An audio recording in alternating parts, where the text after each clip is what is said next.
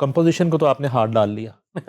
कभी हमें ज़हन में आता है वो कोई लिखने का कि किसी दिन इधर आप फोन करेंगे सर मैंने लिख भी खुद ही लिया है तो आप रेस्ट करें अभी ये वाले प्रोजेक्ट में आप अगला डिस्कस करेंगे। हाँ हैं? मुझे लगता है अगला प्रोग्राम वो अलग कर रहे हैं। हैं? वाह, आमद होती वैसे लाइक आसिम सर मुझे खुद कहते हैं कि जब भी कोई कंपोजिशन बना रही होती हो तो उसमें खुद से वर्डिंग वगैरह यूज़ किया करो, तो मुझे पता चलेगा कि तुम्हारे अंदर से कौन सा वो वर्ड निकल रहा है, उसको फिर मैं खुद उसको लाइक एक सेंटेंस की तरह उसको एक फेस दूंगा। तो इस तरह हुआ है। लाइक जो OST था उसमें भी जो मैं कुछ कुछ वर्ड्स यूज़ कर रही थी। पहला OST किया था मैंने, अभी आपको बताया ना कि उसमें कुछ वर्ड्स थे जो कि मैंने एज इट इज रहने दिए, लेकिन उनको फिर भी उनके ग्रामर सेट की, उनको जो है वो मीनिंगफुल बनाया। हमारे यहाँ ये भी सबसे बड़ी प्रॉब्लम चल रही है कि यहाँ पे अभी जो काम आ रहा है, आप यकीन करें कि वो सुन के हंसी आती है मुझे। अच्छा, फिर अब अगली बात ये कि अब चैट जीपीटी और AI, चैट जीपीटी, आप यहाँ पे बैठे हैं, कोई आपसे सवाल करे कि आप यहाँ पे बैठे हैं, आपकी क्या वैल्यू, आप कहाँ से गुजर के आए, तो आप मेरा ख्याल है 6 साल तक बोलते रहेंगे कि मैं यहाँ से गुजरा, ये किया, वो किया, वो किया, वो किया। चैट जीपीटी को जिसको इस वक्त लोगों ने अपना इमाम माना हुआ है, और AI जिसके पीछे भाग रहे हैं, ठीक है, बड़ी बड़ी प्रोडक्शन है इस वक्त, 50 लाख रुपए लेके गाना बनाते हैं और AI से निकाल रहे हैं, बहुत बड़े बड़े सिंगर्स, बहुत बड़े बड़े प्रोड्यूसर्स। ये मैं आपको पूरी जिम्मेदारी से ये मैं आपको बात बता रहा हूँ, सॉरी कलेक्टिव डाटा है वो। जो आपने काम किया चैट जीपीटी पे वो पढ़ा है, जो मैंने काम किया उस पर वो पढ़ा है। आपने उससे कुछ पूछा, उसने उसमें से, आपने गलत भी पूछा, उसने उसको सेव कर लिया, मैंने उसको गलत बताया, उसने उसको सेव कर लिया। अब आदिल साहब या कोई शराज साहब उस पर जाके कुछ पूछ रहे, तो हमारा गलत दिया हुआ सही दिया हुआ उसने गुड़मुड़ करके आपको दे देना। अच्छा चलो वो सही भी दे दे, तो वो एक किया हुआ काम जो है उसमें से निकाल के आपको दे रहा है। आपकी आने वाले वक्त की, जैसे बोल कफारा है, आप टाइप करें किसी भी मीडियम के ऊपर जाके बोल कफारा लिखें, दूसरा गाना नहीं निकलेगा। जिया धड़क धड़क लिखें, 3 लफ्ज हैं, नहीं निकलेगा। मौला मेरे मौला लिखें, दूसरा गाना नहीं निकलेगा। मौला का लफ्ज और मेरे लफ्ज हजारों नहीं करोड़ों दफा यूज हुआ है। सो ये आपके अंदर से निकली हुई जो चीज होती है ना, वो इकलौती होती है, उसका कोई नेमल बदल नहीं होता। उसके सामने अगर किसी को आना है तो उसको उतना मेहनत करके आना पड़ेगा। मिस सेंचुरी मुकम्मल की कर ली अब तो आपने अल्हम्दुलिल्लाह इस सीजन में सॉन्ग्स की, यार हम उसके लिए आपको बहुत बहुत मुबारकबाद। Thank you sir. और कौन सा नंबर होगा, कितनी तादाद होगी, एक क्या सोचा हुआ है, 110 होंगे, 115 होंगे, या 120 पे पहुंच के शादी करनी है? ओए यानी कि वो नंबर क्या सोचा हुआ है? अब सेंचुरी तो हो गई है। पता नहीं। अच्छा सेंचुरी तो इस सीजन में जो ये जो 4 साढ़े 4 महीने का हमारा एक सीजन होता है म्यूजिक का, उसमें जो है वो शोज की वो हुई है, इंटरनेशनल और लोकल शोज जो थे इन 4.5-5 महीनों में वो 100 प्लस जो है वो शोज हुए। एक दिन में 3 शोज भी हुए, तो जिसमें काफ़ी सारा कंट्रीब्यूशन जो है वो PGC कैंपेन का है, 68 शोज थे वो।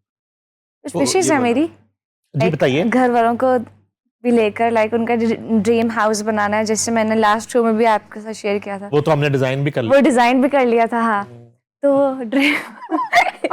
वो ड्रीम हाउस बनाऊंगी पहले। अच्छा। और बाकी जो उम्रा की और जो बहन की शादी, वो सारी चीजें वगैरह मेरी तरफ से अल्हम्दुलिल्लाह हो गई हैं, क्योंकि भाई है नहीं, तो अब शादी कर लूंगी तो फिर बहन बन जाओगी। वो सारा फोकस लाइक डेफिनेटली करके लोग बीवी बनते हैं, मतलब तुम बहन बन जाओगी घर वालों की। अच्छा तो इसलिए अब वो विशेष पे अभी सारा फोकस वो विशेष पे अच्छा ही मैं एक होंगे। वैसे बड़ी रिजल्ट सी बात करने लगा हूँ। हमारा जो एक वो है ना सोसाइटी का क्राइटेरिया है हमारे यहाँ पे, कि जो फीमेल आर्टिस्ट है ना, वो जब शादी करती है वो फीमेल आर्टिस्ट नहीं रहती, वो एक बीवी बन जाती है। जब तक उसकी शादी नहीं होती, उसको सपोर्ट करने के लिए उसका बाप खड़ा होता है जो बायस्ड नहीं होता, या उसका कोई मेंटोर खड़ा होता है जो बायस्ड नहीं होता। जब शौहर आता है ना, तो फिर उसको बीवी बनना पड़ता है अपने गले का ढोल बजाने के लिए। बहुत रिजिड बात कर रहा हूँ, बट इट्स वेरी ट्रू। उसकी ज़िंदगी के आधे से ज़्यादा फैसले उस शौहर ने करने, और वो हमेशा 100% गलत फैसले करते हैं, जिस वजह से आप देख लें कि शादियाँ क्यों टूटती हैं हमारी एक्ट्रेसेस की, हमारी, वो लोग बुरे नहीं होते ना, शौहर बुरे डरा रहे हैं। नहीं मैं डरा नहीं रहा हूँ, but it will definitely be, तुम अगर चाहती हो कि ज़िंदगी में तुम शादी करना चाहो या कुछ भी, तुम्हें वो तुम्हें करनी चाहिए, बट जब तुम समझो कि मैंने काफ़ी रिमार्केबल चीज़ें कर ली हैं, मैं भी अब यही तुम्हारे कहना ऊपर, क्योंकि हम अनफॉर्चुनेटली हम इंडिया में नहीं रह रहे, हम जो हैं वो इंग्लैंड में नहीं रह रहे, कि जहाँ पे जो है वो आपकी शख्सी आज़ादी का कॉन्सेप्ट और है। हम अल्हम्दुलिल्लाह पाकिस्तान में रह रहे हैं, और पाकिस्तान में जो है वो औरत को अपने फैसले लेने का जो है ना वो इतना इख्तियार नहीं है। हो गया ना, लेक्चर कंप्लीट हो गया। अब बताओ, वहीं से शुरू करो। अच्छा, वो क्या आइडियल क्या है सोचा हुआ कि किस तरह का शख्स होना चाहिए, उसमें क्या क्या क्वालिटीज होनी चाहिए? मैंने प्रॉमिस बाय गॉड कभी भी नहीं ऐसा सोचा, बस अच्छा दिल, नहीं, अच्छे दिल का इंसान होना चाहिए, रिच होना चाहिए। नहीं ये वो नहीं, रिच का भी लाइक इतना नहीं है कि नहीं नहीं, नॉर्मल कहोगे तो लाइन लग जानी सवेरे रिश्ते फाके थे बहुत फिर मार्केट में। नहीं, लाइक रिस्पेक्ट से बात, रिस्पेक्ट होनी चाहिए, लाइक फीमेल को किस तरह रिस्पेक्ट करते हैं, ना सिर्फ मेरे लिए बल्कि अपनी बहनों के लिए, माँ बाप के लिए, सबके लिए, उसमें रिस्पेक्ट वाला इंसान होना चाहिए, और अच्छे दिल का इंसान होना चाहिए, एहसास होना चाहिए। और बाकी इतना लाइक इशू नहीं होता। रिच तो आप रिच होके भी आप नीचे आ सकते हो, और बहुत ज़्यादा गरीब होके भी आप मेहनत करके ऊपर जा सकते हो। तो रिच वाला कॉन्सेप्ट नहीं है माइंड में, लेकिन म्यूजिक का उसको समझ होनी चाहिए ना, म्यूजिक थोड़ा लाइक सपोर्ट होनी चाहिए मेरे लिए। सम पे उसका सर हिलता हो टाइप। अच्छा, हाँ, सम पे चाहे हिलता हो, कम पे ना हिलता हो। कभी वैसे घर में डिस्कस नहीं होता फैमिली में कभी? मेरे पापा तो कहते हैं हमें कुछ नहीं चाहिए, बस तुम अपने घर की हो। अच्छा, तंग आए ने पापा? पापा इतने तंग नहीं आए हुए जितना मैं आया हूँ। वरीड है डेफिनेटली। मेरे से छोटी की भी शादी होगी है, बड़ी की भी शादी होगी है। अब कोई बहाना नहीं है। जवाब खत्म हो गए, सारे जवाब खत्म हो गए। हाँ, लेकिन मैंने कहा ड्रीम हाउस बनाना है पहले आप लोगों का, मेरी विश है ये। अच्छा, गुड। उसके बाद फिर अपना ड्रीम हाउस बनाऊंगी। इस तरह का म्यूजिक करने की ख्वाहिश है जो अभी नहीं किया? हाँ, तो कभी सोचती हो कि मैं ये करना है? वो जो मैं सोचती हूँ ना, वो मैं कॉन्सर्ट पे कर देती हूँ। अच्छा, जो जिस तरह का म्यूजिक चाह रही होती हूँ अभी, जितने शहर भी को जो मर्जी समझा लो, हाँ, इसको डाउन स्टेज बैक स्टेज पे बोलो, या आज ये नहीं करना, आज इस तरह से करना है, यहाँ से हम शुरू करेंगे, इतनी परफॉर्मेंस करनी है, इस दौरान में ये नहीं करना, ये ज़रूर करना है। ये जब ऊपर जाएगी स्टेज पे तो उसके बाद जो है वो 2 मिनट तक इसको सारी बातें याद होती हैं, उसके बाद इसको किसी की कोई नहीं। सिंगरां दी शायद अफरीदी है, हाँ। अंदर जाके अपनी मर्जी कर, अपनी मर्जी करनी है, और यही चीज़ लोगों को पसंद है, यही चीज़ ऑडियंस को पसंद है, और बाद में यही चीज़ जो है वो इसकी सुपर हिट होती है, और इसके अगले शोज की लाइन लगी हुई।